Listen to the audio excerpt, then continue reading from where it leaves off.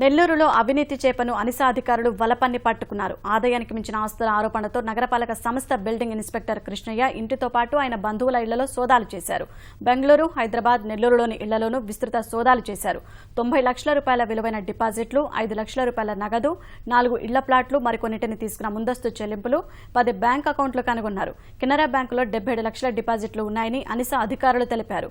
దాదాపు 2 కోట్ల రూపాయల ఆస్తులు ఉన్నట్లు ఆధారాలు దొరికినట్లు వెల్లడించారు. సోదాలు కొనసాగిస్తారు అధికారులు తెలిపారు.